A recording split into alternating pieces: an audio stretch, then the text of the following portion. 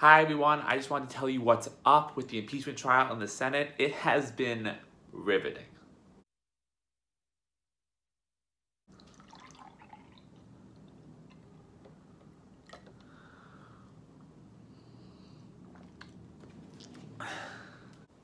If it's good enough for senators during an impeachment trial, it's good enough for me.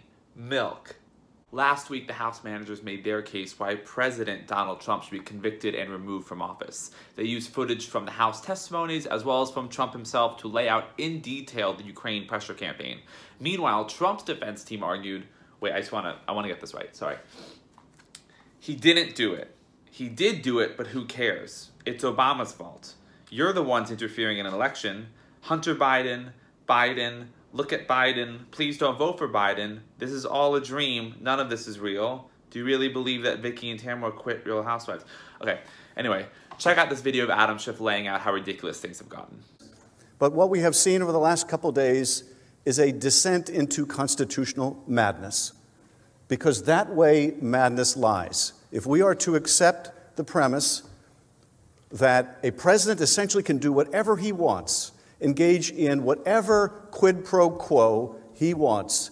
I will give you this if you will give me that to help me get elected. The only reason you make that argument is because you know your client is guilty and dead to rights.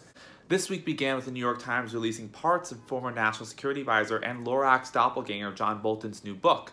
In the book, Bolton shares his concern that Trump does favors for autocratic leaders in China and Turkey. Dear God.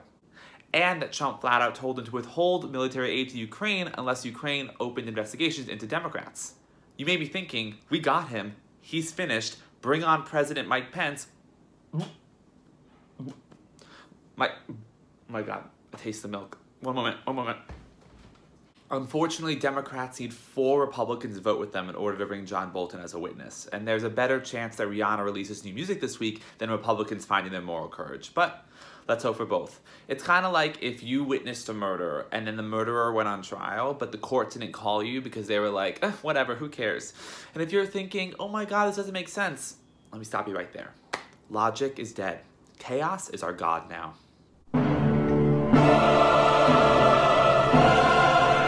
Today marked the second day of senators sitting in silence and writing questions down for Chief Justice Roberts to read out loud for the House managers and Trump's lawyers to answer. Senator Kamala Harris has been on fire, of course, and yesterday got Chief Justice Roberts to read Trump's infamous Access Hollywood bus quote to prove a larger point that Trump thinks he's above the law. President Nixon said, quote, "When the president does it, that means that it is not illegal," end quote. Before he was elected, President Trump said, quote, "When you're a star, they let you do it. You can do anything," end quote. After he was elected, President Trump said that Article 2 of the Constitution gives him, quote, "the right to do whatever he wants as president," end quote. If the Senate fails to hold the president accountable for misconduct, how would that undermine the integrity of our system of justice? And today, Chief Justice Roberts refused to read Senator Rand Paul's question because it intentionally outed the whistleblower who, exposed Trump's impeachable offense. It got really tense.